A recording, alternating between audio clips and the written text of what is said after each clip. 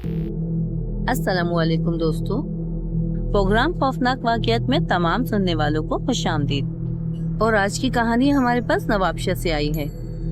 ये खौफनाक तरीन वाक़या हमें फरहान ने भेजा है। ये वाक़या फरहान के नाना के साथ सन 1985 में पेश आया था। तो यहाँ से आगे की कहानी मैं आपको फरहान के नज़ीर से सुनाऊंगी। अस्सलामुअलैकुम निशा, मेरा नाम फरहान है और मैं नवाबशाह का रहने वाला हूँ। और आज मैं आपको मेरे नाना के साथ पेश आने वाला एक बहुत ही सच्चा और भयानक वाक़या बता रहा हूँ। ये वाक़या मेरे नाना के साथ सन 1985 में पेश आया था। दरअसल मेरे नाना एक ट्रक ड्राइवर थे। ट्रक ड्राइवर होने की वजह से मेरे नाना ने सड़क पर बहुत ही भयानक हादसे देखे थे। लेकिन एक हादसा उनके साथ ऐसा भी हुआ था जो कि बहुत ही ज्यादा खौफनाक था, और उस हादसे को मेरे नाना मरते दम तक भूल नहीं सके थे।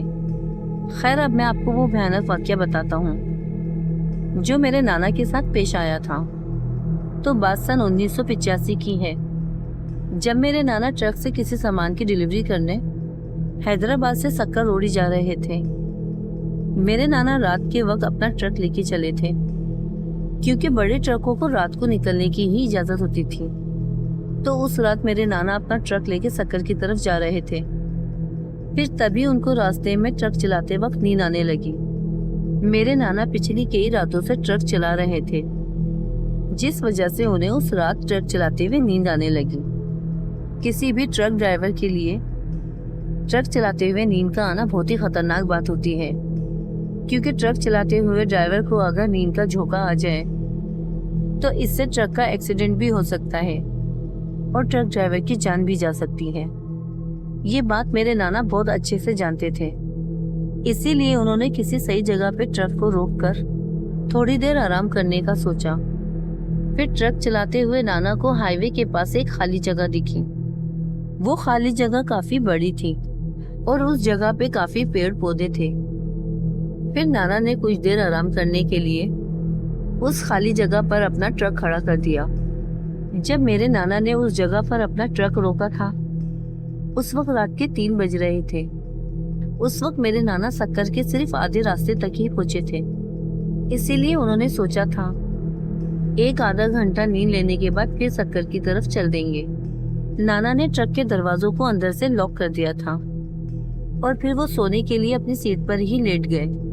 सोने से पहले नाना ने ट्रक की हेडलाइट जला दी थी, ताकि अगर कोई दूसरा ट्रक ड्राइवर उस जगह पर अपना ट्रक खड़ा करने की सोचे तो उसे मेरे नाना का ट्रक दिख जाए। और मेरे नाना की आदत थी कि वो थकावट दूर करने के लिए चाय पीते थे, और उनके पास एक छोटा सा थर्मोस भी था।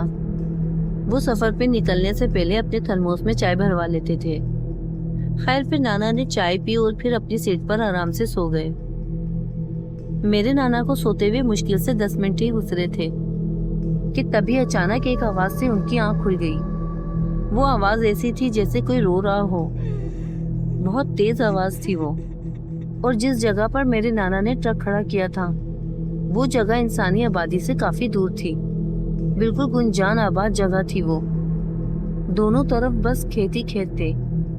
मेरे नाना बताते थे कि बहुत ही सुनसान और वीरान जगह थी वो, और वहां पर कोई लाइट वगैरह भी नहीं थी। इस वजह से वहां पर बहुत अंधेरा था।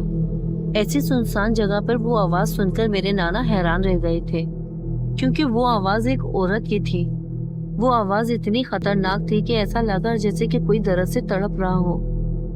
मेरे नाना सोच में पड़ गए थे कि आखिर इस वीरान जगह पे ये औरत की आवाज कहाँ से आई है।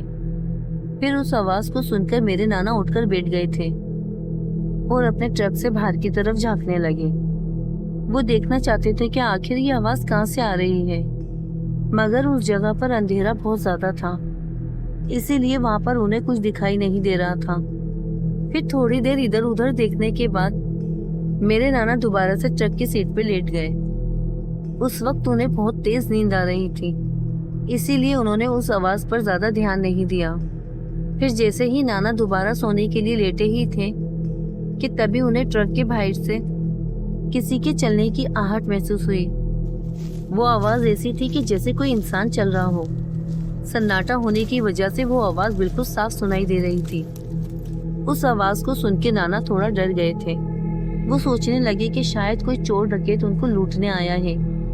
फिर नाना ने अपने पास रखी हुई टॉर्च जलाई और टॉर्च की रोशनी करके वो ट्रक से बाहर देखने लगे।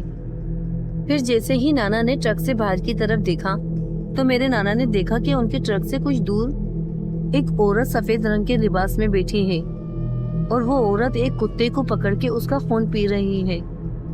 मतलब कि उस औरत ने अपने दांत उस कुत्ते के गले में गाड़े हुए थे। फिर टॉर्च की रोशनी पड़ते ही वो औरत बहुत तेज चीखती हुई अंदर खेतों की तरफ भाग गई। मेरे नाना बताते थे कि जब वो औरत खेतों की तरफ भाग रही थी तब मेरे नाना ने देखा कि उस औरत के हाथ काफी लंबे थे, आम इंसानों जैसे नहीं थे। उस औरत के हाथ घुटनों तक आ रहे थे। मेरे नाना वो भयानक नजारा देखकर समझ गए थे कि ये कोई इंसान नहीं हो सकती और इतनी रात में किसी औरत का खेत में होना नामुमकिन है। वो समझ गए थे कि ये कोई चुड़ैल या बदरू है। उसके बाद मेरे नाना ने अपना ट्रक फौरन से स्टार्ट किया और वहां से निकले। ये एक सच्चा वाकया है जो मेरे नाना के साथ पेश आया था। अब तो उनके इंतकाल को भी काफी साल गुजर चुके हैं। आप सुनने वालों से गुजारिश है कि वो मेरे नाना की मग़फ़िरत के लिए दुआ करें।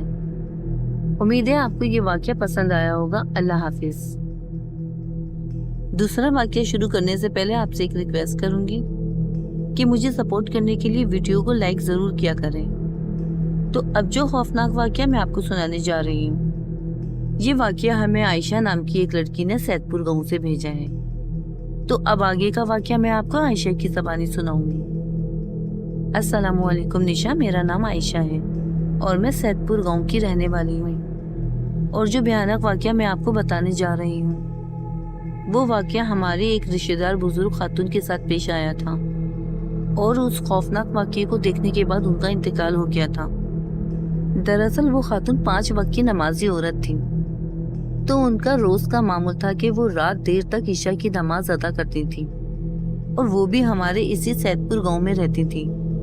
तो हमेशा की तरह वो खातून ईशा की नमाज अदा करने अपने घर की छत पे चली गईं और उस वक्त रात के तकरीबन 2-2:30 बज रहे थे कि तभी अचानक वो खातून अपनी छत पे से देखती हैं कि उनके घर के सामने जो खेत है उस तरफ से हजारों की तादाद में कुछ लोग आ रहे हैं, लेकिन वो लोग काफी ज्यादा दूर थे तो उन्हें क्लियर नजर नहीं आ रहा था।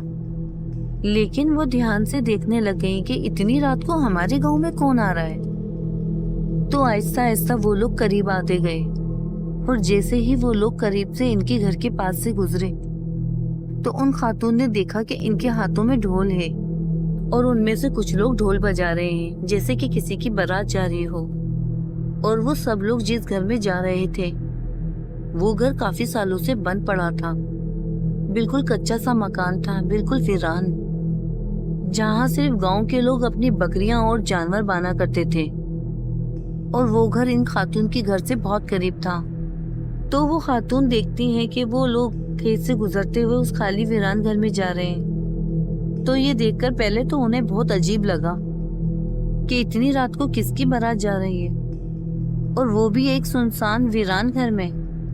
उन खातून को बिल्कुल भी अंदाजा नहीं था कि वो लोग किसी भूत प्रेत या जिन्नात में से भी हो सकते हैं।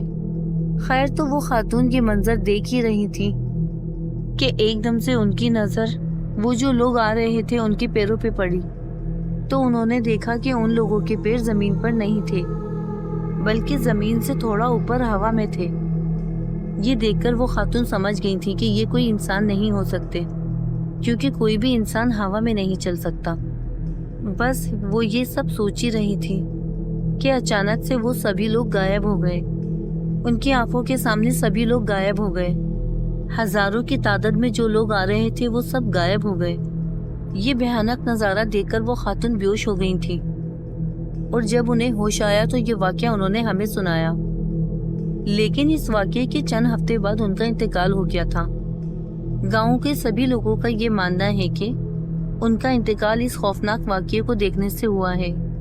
उनके पड़ोसी आज भी उन्हें याद करते हैं। ये हमारे गांव का सच्चा वाकया है जो मैंने आपको बताया। मेरा एक और वाकया है जो मैं फिर कभी आपको सुनाऊंगी। बहुत शुक्रिया आयशा, आपने अपना वाकया हमारे साथ शेयर किया। बढ़ते हैं आज के अगले वाकये की तरफ। और अब जो खौफनाक वाकया मैं आपकी समात तक पहुंचा रही हूँ वो हमारी एक बहुत अच्छी लिसनर है तूबा। उनका ये खौफनाक वाकया है, तो आगे का वाकया मैं आपको तूबा की नजरिए से सुनाऊंगी। अस्सलामुअलैकुम निशा, मेरा नाम तूबा है और मैं नॉर्थ कराची में रहती हूँ। जो वाकया मैं आपको बता रही हूँ वो मेरा खुद का खौफनाक वाकया है जो आज से 2 साल पहले मेरे साथ पेश आया था। तो आज से 2 साल पहले मैं जिस घर में शिफ्ट हुई थी वो आसिफ ज़दा था। दरअसल उस घर में शिफ्ट होने के बाद हमारे साथ कुछ पैरानॉर्मल एक्टिविटीज होने लगी, कुछ अजीबो गरीब वाकयात होने लगे जिससे हमें अंदाजा हो गया था कि ये घर आसिफ ज़दा है। एक दिन मैं अपनी छोटी बहन के साथ रूम में लेटी हुई बातें कर रही थी कि अचानक से मेरे फेस पे कुछ पानी नुमा चीज आके गिरी। मैंने फेस पे हाथ लगाकर देखा तो वो खून की बूंदें थीं। ये देखकर मैं और मेरी बहन खौफ में आ गए थे। हमने फौरन से रूम की लाइट ऑन करी तो मैंने देखा कि जमीन पर कुछ खून की बूंदें पड़ी हैं और उस खून की बूंदों से दिल का शेप बना हुआ था। ये देखकर फौरन मैंने अम्मी को आवाज लगाई। अम्मी ने रूम में आके देखा तो वो भी परेशान हो गई थी कि बंद कमरे में खून कहाँ से आ सकता है। खैर हमने इस चीज को नजरअंदाज करा, मगर इस वाकये के बाद मुझे ऐसा महसूस होने लगा कि जैसे कोई मेरे आसपास मौजूद है। मुझे बकायदा फील होता था कि कोई मुझे देख रहा है, मेरे साथ खड़ा है, मगर मैं मुड़कर देखती तो वहाँ कोई नहीं होता। ये सब बातें मैंने अम्मी को बताई कि कुछ दिनों से मुझे ऐसा महसूस हो रहा है और मुझे काफी डर भी लग रहा है, मगर अम्मी ने कहा ये सब तुम्हारा वहम है। ये कहकर उन्होंने बात टाल दी। लेकिन उसके अगले ही दिन मेरी तबीयत अचानक से खराब हो गई थी। मुझे सांस लेने में बहुत दुश्वारी होने लगी। उस वक्त घर में सिर्फ मेरी अम्मी और बहन थी। मेरे बाबा और भाई जॉब पे गए हुए थे, तो अम्मी और बहन ने फौरन कुरान की आयतें पढ़कर मुझ पर दम किया। और कुछ देर बाद जब मेरा भाई घर आया तो फिर वो और अम्मी मुझे हॉस्पिटल लेके गए। डॉक्टर ने अच्छी तरह मेरा मुआयना किया और कुछ ब्लड टेस्ट करवाए। फिर टेस्ट रिपोर्ट देखकर डॉक्टर ने कहा कि इनके अंदर तो खून ना होने के बराबर है। ऐसा लग रहा था कि जैसे मेरे जिस्म का खून खुश्क हो गया हो। मेरे घर वालों ने फौरन खून अरेंज किया और फिर मुझे ब्लड चढ़ा, मगर मेरी तबीयत प्रॉपर ठीक नहीं हुई थी। मेरी अम्मी की जानने वाली एक आलमा हैदराबाद में रहती हैं। मैं कुछ दिन हॉस्पिटल में एडमिट रही। उसके बाद मेरे घर वाले मुझे हैदराबाद ले गए ताकि मेरा रूहानी इलाज भी करवाया जाए। और फिर उस आलमा ने मेरा इलाज किया और उन आलमा ने बताया कि जिस घर में हम रह रहे थे वो बहुत खतरनाक था और वहाँ पर जिन्नात का पूरा कबीला आबाद था। जिन्नात का पूरा खानदान हमारे घर में रहता था और उसी वजह से मेरी तबीयत भी खराब हुई, मगर उन आलमा से मेरा रूहानी इलाज हुआ और अब अल्हम्दुलिल्लाह मैं बिल्कुल ठीक भी हो गई हूँ। ये मेरी अपनी आप बीती थी जो मैंने आपके साथ शेयर करी। उम्मीद है दोस्तों आपको आज के वाक़यात पसंद आए होंगे। स्टोरीज पसंद आई हो तो लाइक ज़रूर करिएगा। इंशाल्लाह आपसे फिर मुलाकात होगी अगले खौफनाक वाक़यात में। तब तक के लिए मुझे इजाज़त दें। अल्लाह हाफिज़।